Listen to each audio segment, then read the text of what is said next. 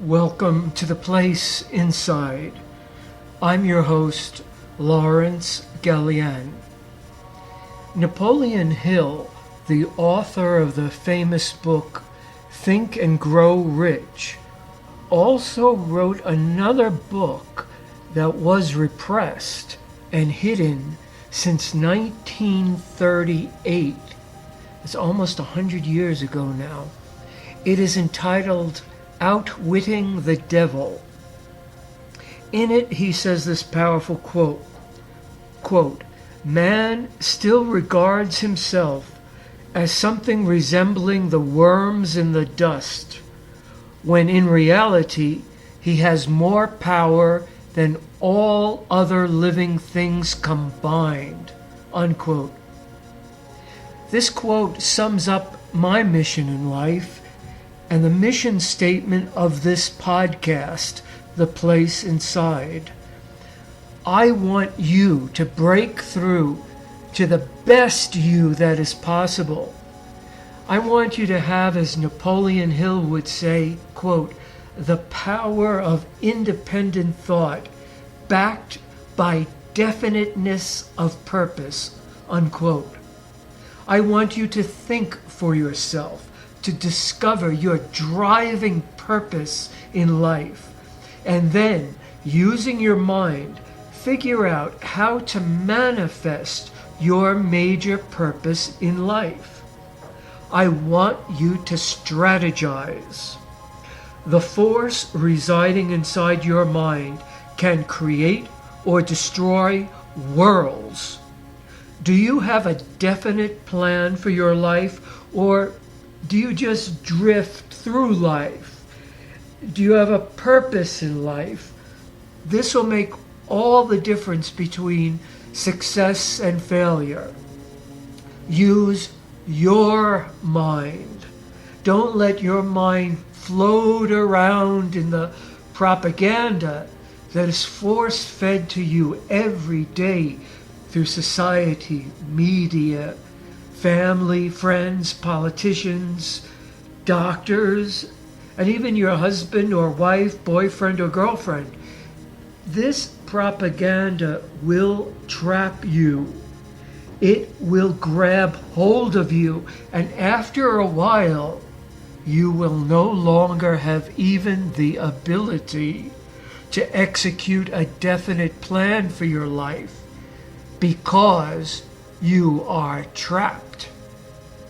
In this episode, we're going to explore some really far-out discoveries: quantum consciousness, breaking the threshold of our bodies, gamma brainwaves, black-eyed children, and the frightening world of alien abductions.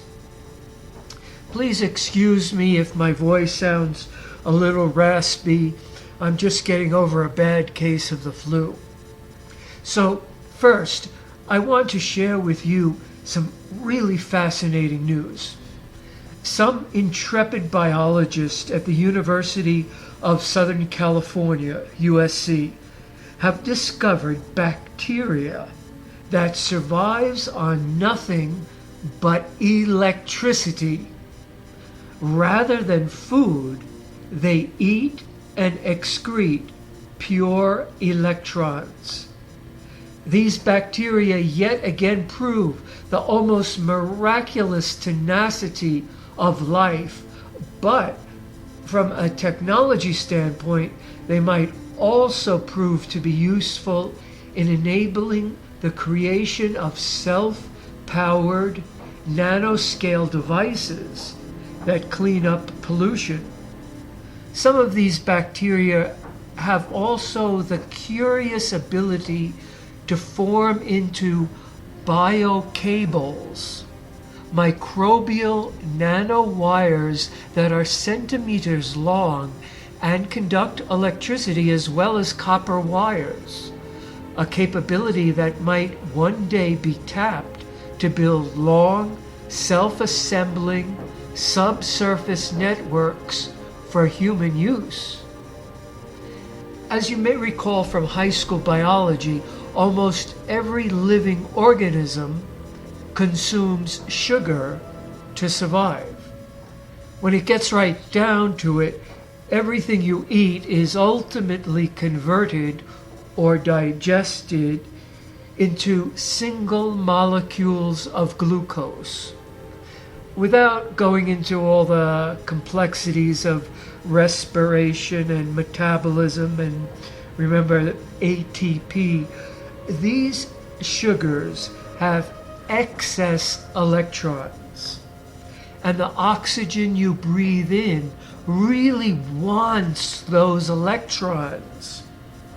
By ferrying electrons from sugar to oxygen, a flow of electrons, in other words, energy, is created, which is then used to carry out various vital tasks around your body, triggering electrons to beat your heart, for example.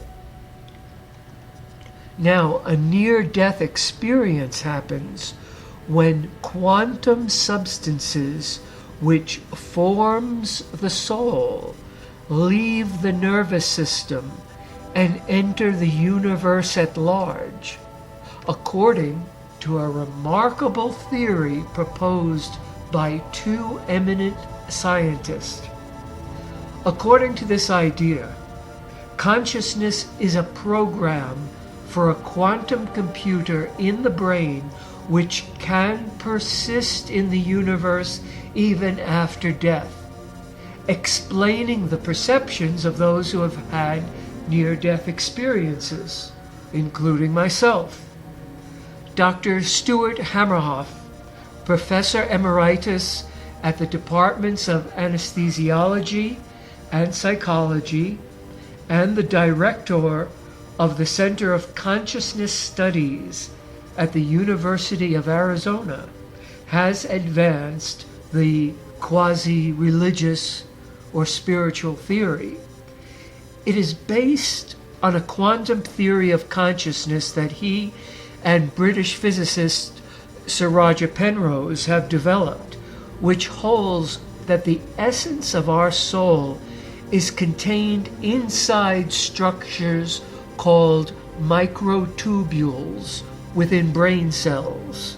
We have talked about this before. They have argued that our experience of consciousness is the result of quantum gravity effects in these microtubules, a theory which they dubbed orchestrated objective reduction.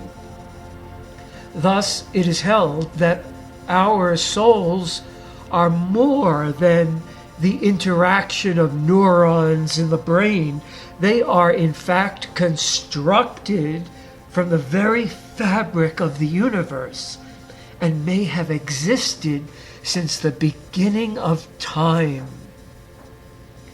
An individual named Cayce writes in the website of Jeremy Vaeni, which he calls the experience.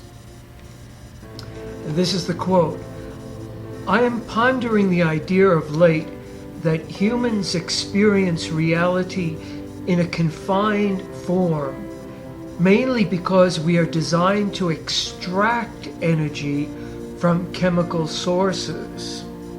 This limited chemical energy gives us particular perceptions that are not the whole truth. Our perceptions remain basically localized in a separate energy bubble, even if this is not the entire truth.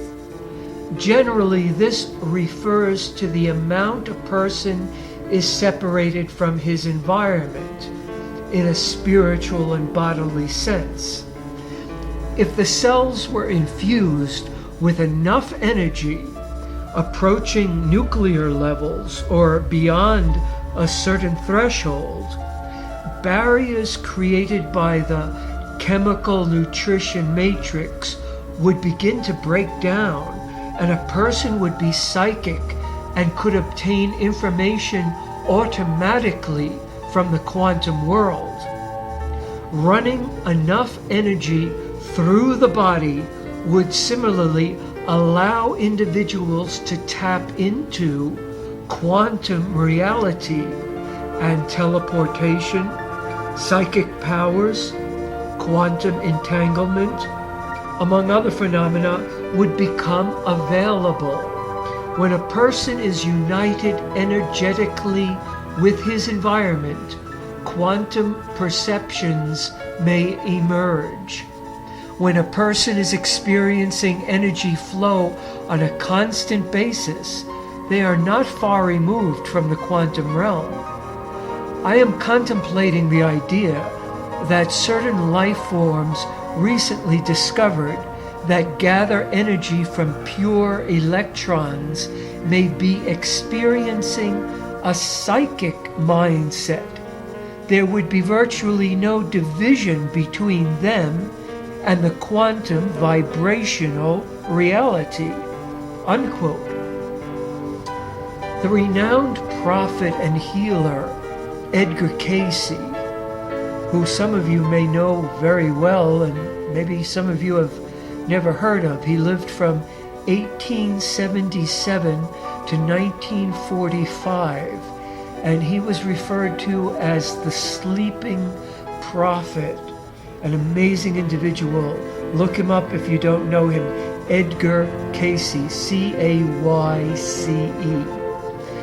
He not only spoke of a new humanity and referred to it as the fifth root race, but he also predicted that it would appear in the years 1998 to 2015. Are these the famous black-eyed children appearing all over America? Some people call these children the Indigo Children. Others call them star children, or simply paranormal children. Have aliens turned on certain portions of our genetic material to make a final adjustment to their continuing creation of the human being? We have spoken at length in The Place Inside about self-realization, stepping completely and fully into your potential powers as a human being. Throughout this podcast series that I call The Place Inside, we'll teach you how to activate your dormant, superhuman, or supersensible powers. Now, there is something called extra-human function, which closely mirrors my teachings about self-realization and the metaphysical freedom fighter. Brainwave entrainment is a way to train the brain to sync to a certain frequency, such as gamma, beta, delta, theta, and alpha. Each frequency matches certain states of consciousness. And I want to say some of this information I received from Anna Hunt in Waking Times. For example, delta waves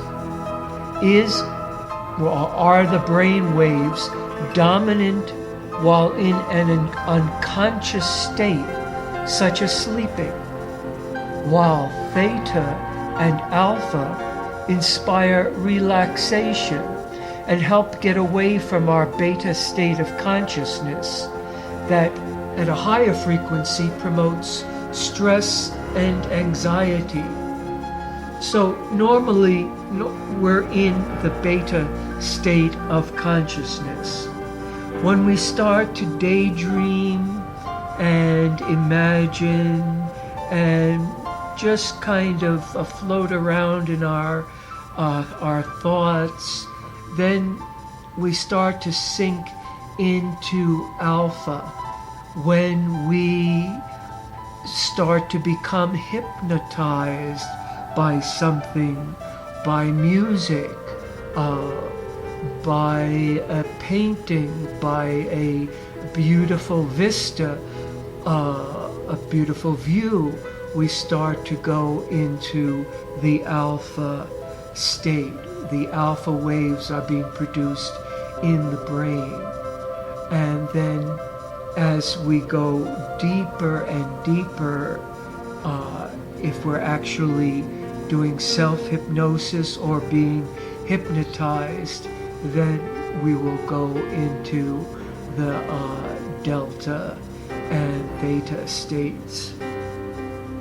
So listening to lower frequencies such as delta and theta is beneficial during also meditation and can help you reach a higher mental state. But now, a very, very strange occurrence or discovery, has occurred. There are something called gamma waves, and these waves are vibrating very, very quickly. And of course, it was thought that gamma waves are probably produced when we're the most upset, the most freaked out about something, because that seems to be the way all the other waves are working, that the more when you're falling asleep, the waves are slowing down more and more, and you're going deeper and deeper, like the hypnotist says, you sleep, relax, and the waves are slowing down. But scientists have recently discovered, through measuring meditating Tibetan Buddhist monks, that they are producing gamma brain waves. Gamma waves are present during the waking process, and they've also discovered that they're present during REM sleep.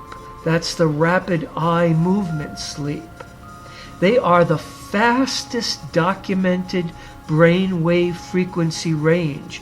They oscillate within the range of 40 hertz to 70 hertz and have the smallest amplitude on an EEG when compared to the other 4 basic brainwave frequencies. This is a great mystery.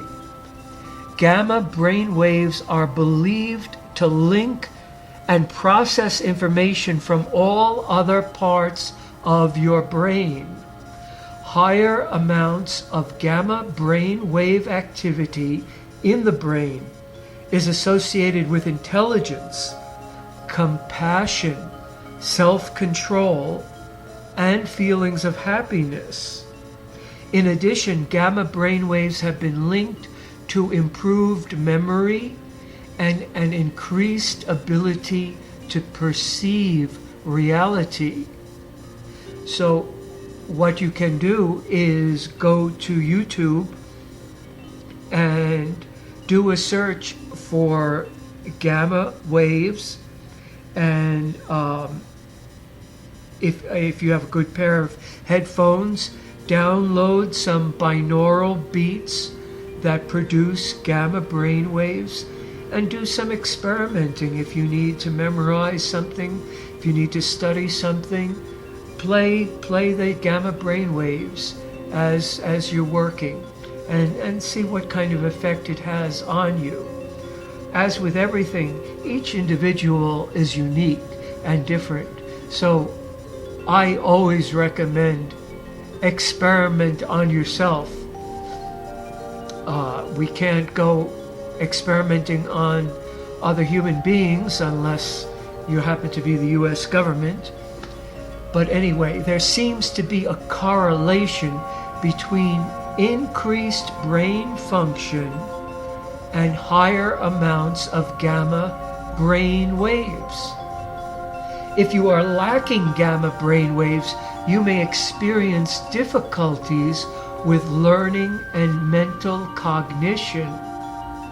People that are mentally impaired, and I find this so fascinating, or disabled, tend to have significantly less gamma brainwave activity when compared to people with average and above average intelligence.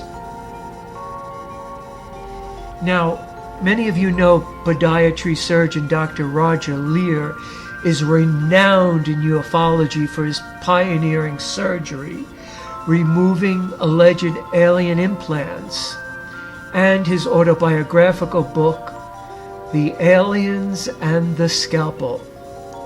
Dr. Leir included the phenomenon of star children in his research. This is what he writes, quote, "I believe that any mother that looks at her recently born child in comparison with children born 20 years ago will testify that there is a tremendous difference," unquote. Dr. Leir has based this statement not only on his research into alien implants, but from his observations of children. Remember, he's a podiatry surgeon and he has a great deal of experience. He has compared today's statistics on the developmental stages in young children to 40 years ago, when such records and studies began. And he discovered that the level of higher psychological function in some cases was increased by as much as 80%. The question is, how could this happen?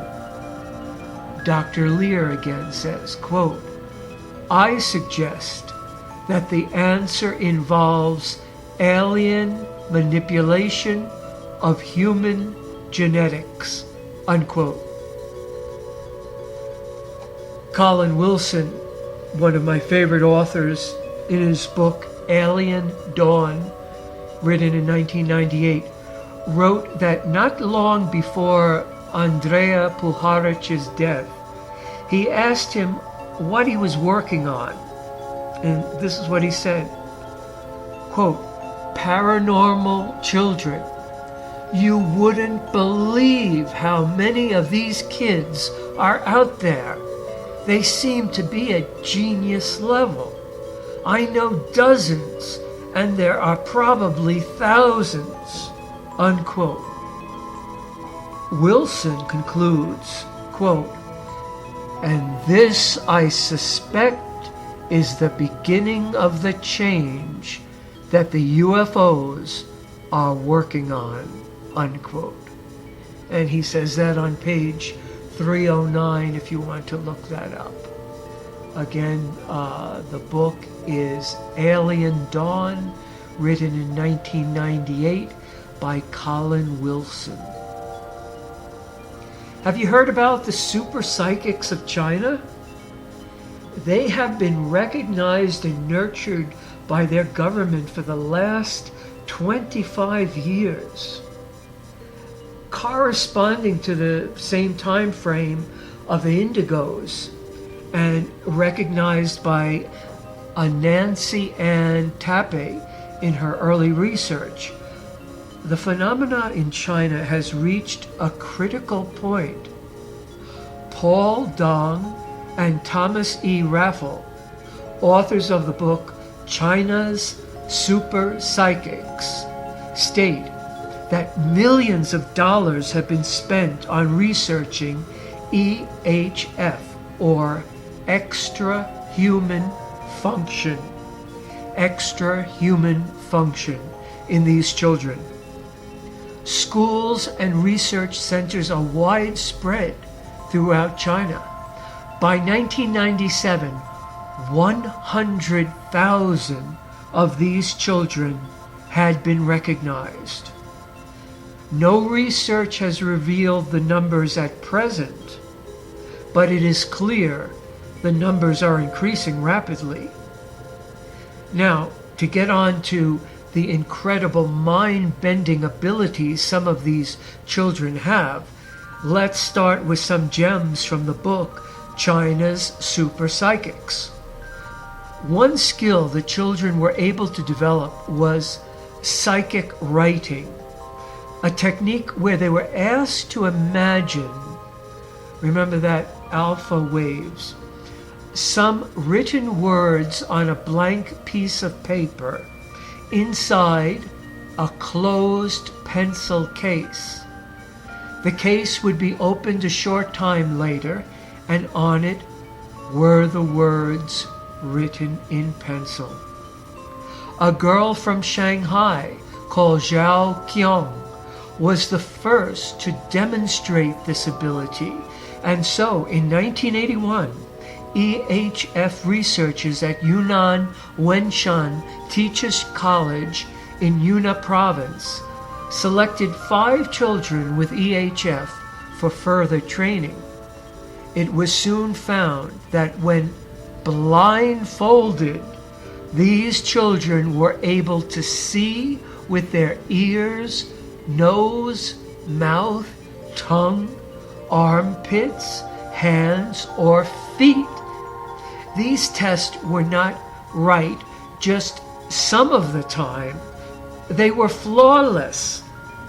American New Age magazine Omni got involved when the tests were set up to check that there could be no cheating. Now, even though I've seen several UFOs, and 2 of them very close up, which you know about if you've been following this podcast, and also that I've dreamed about one particular woman alien who visited me several times, I've always been reluctant to believe or ponder alien abduction. Maybe it's because the whole, quote, implanted memory, unquote, thing that not only the debunkers, but some of the believers say about hypnotists that specialize in working with abductees. It's said that the hypnotist can, quote unquote, lead the client on, even unconsciously, to say certain things that indicate that they were abducted. Well, also the entire psychiatric industry no longer officially believes in repressed memory syndrome. Well, fuck you, psychiatric industry. But repressed memory syndrome, where a person was abused as a child, but it was so traumatic that their minds won't let them remember it as an adult. Scientists say that this is an outdated belief and that everyone who was abused remembers it. To that I say, bullshit. I work with dreams. For almost 40 years, I have worked with dreams, my own and others. So I'm very comfortable in the dream world, and I'm good at analyzing dreams. However, there are still dreams I cannot remember after having them. There is still material repressed in my mind that my mind does not think I am ready to face. So my mind blocks it out. If a fucking dream is too wild for me to deal with in the estimation of my unconscious, then just imagine how the unconscious might block an episode of being physically abducted by aliens. And just to go back to my dreams for a second, dreams take place in what is known as the Astral Realm. That's an entire subject for a different podcast. But for now, let's just say that you have a physical body and you also have many other bodies, one of which is called the astral body. And we've talked about this. many abductions take place on the astral realm. Now, I know Whitley Strieber talks about people seeing the dead when they have encounters. Well, here we need to include the different bodies that the human being has. Just briefly, we'll talk about that we have the mineral body, which is our physical body. We have the etheric body, which is the template for your body. It's the life body. We have the astral realm, which is divided into two sections.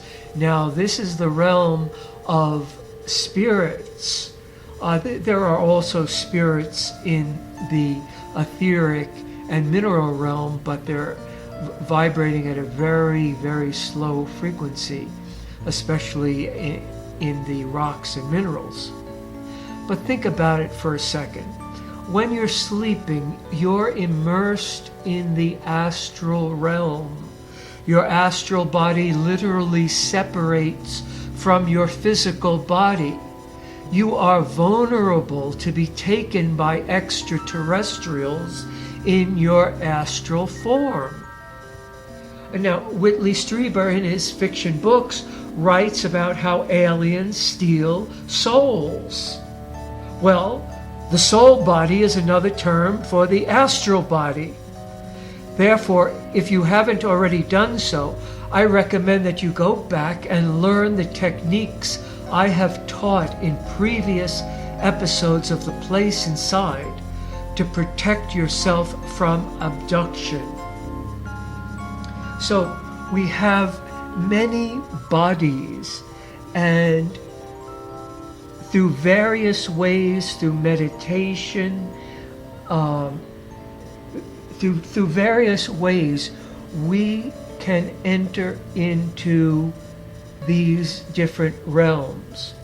For example, the astral realm is often called the emotional or feeling realm.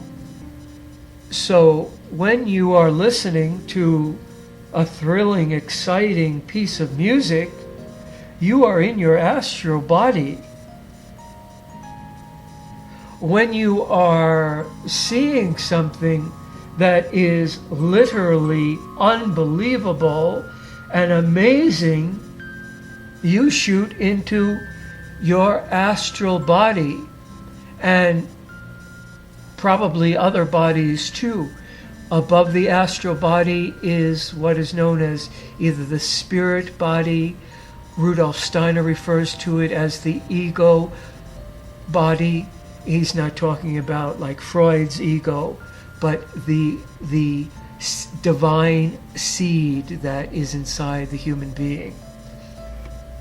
So sometimes the abduction experience is blocked. Not because you're not yet ready to consciously know certain information. It's because certain information is being downloaded into you. Okay? Also, sometimes beings can be quite frightening in appearance, yet be totally benevolent. So they cloak your memory of them. We know this, right? During the night, they come and take you aboard their ships and teach you, and then return you to your physical body by morning. Again, if you are doing astral traveling and you're having difficulty entering into your physical body, as some people do, a good trick that works every time is just think about your feet, okay? Thinking about your feet immediately brings you right back into your physical body. So it's not that these frightening looking extraterrestrials have harmed you in any way or ultra-dimensionals. It's just that you are not yet attuned in such a way that you are vibrating at a frequency at which you can appreciate them without freaking out. Let's take a look at an abduction that was remembered by the abductee. This is taken from a new book entitled Earth, an Alien Enterprise, and it's subtitled The Shocking Truth Behind the Greatest Cover-Up in Human History. It's a kick-ass book that is filled with accounts that I have not come across anywhere else, and I consider myself very well informed about encounters in the United States, Mexico, and around the world.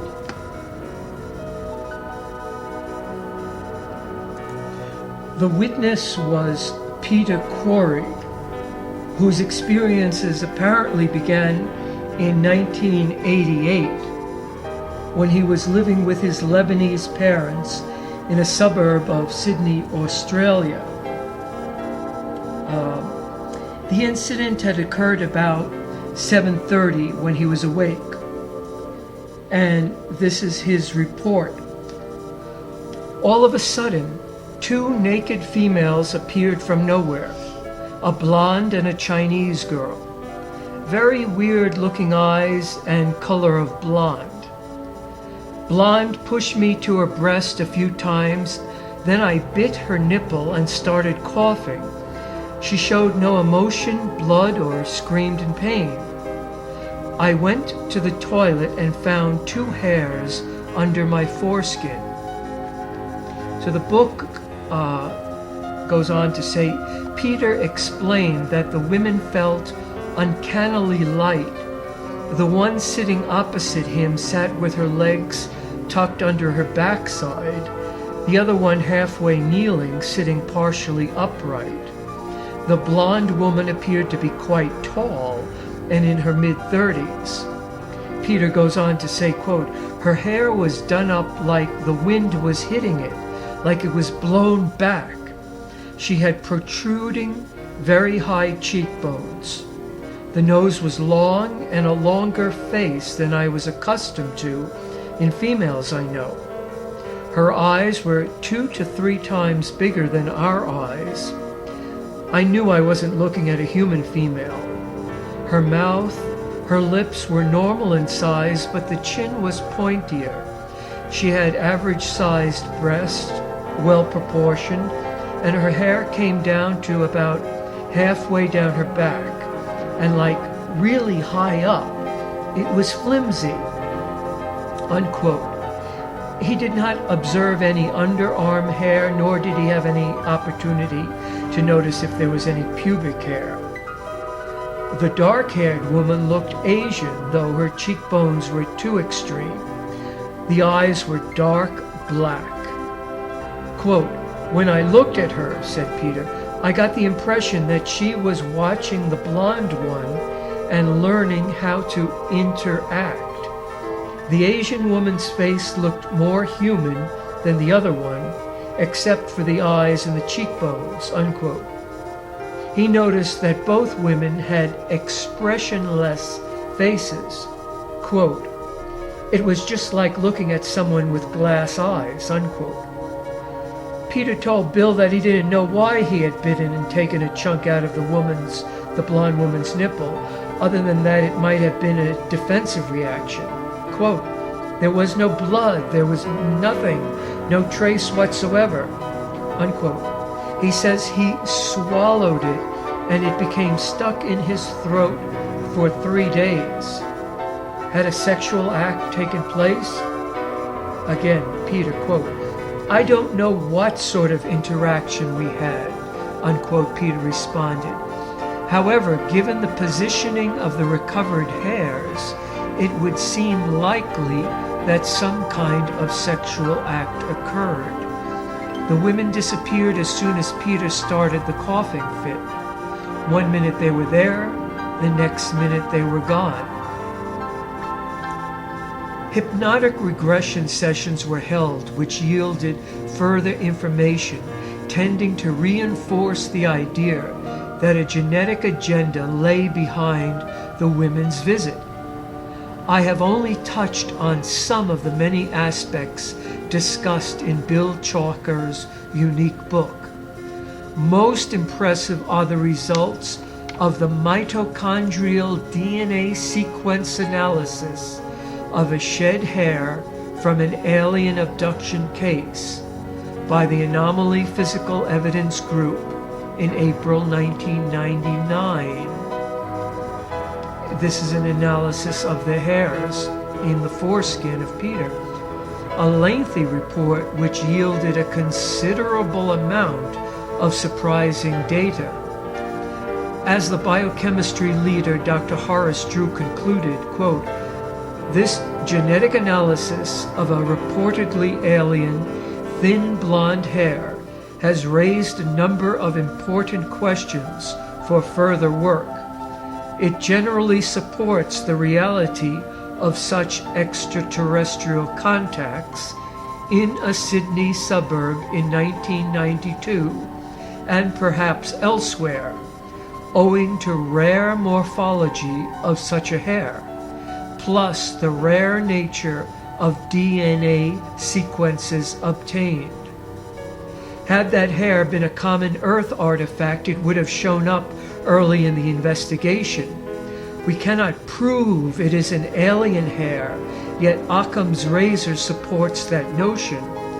Where else in Sydney could Peter Corey have obtained a long, clear, exceptionally thin head hair that shows Basque Gaelic DNA in its roots, but Chinese DNA in 2 parts of its shaft?" Unquote. I could go on, but I just want to tell you, go get this book, Earth and Alien Enterprise by Timothy Good. It is just chock filled with some of the most amazing reports. And like I said, reports that I have not heard of before. So I think you're going to find this very interesting. The Earth is a very important planet, extremely important. And the fact is that it is the Earth that is most important. Many aliens have told us that they're here to see that the Earth survives, and that their primary concern is not that Homo sapiens survives. That's kind of a frightening thought, but when we think about it, and the age of the Earth, how many different civilizations and beings may have existed on this planet, we begin to realize that we are just here for a very brief amount of time. Homo sapiens, what we're about 30,000 years so far. We've been able to see that Homo sapiens sapiens has existed here on this earth.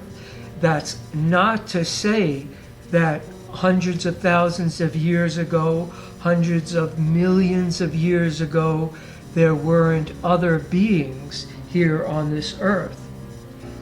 And we do have friends and enemies in the extraterrestrial worlds.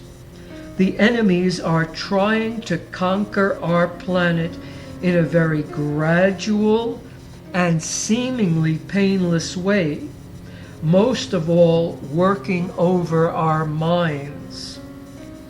Unfortunately, this is not science fiction, and it's not paranoia.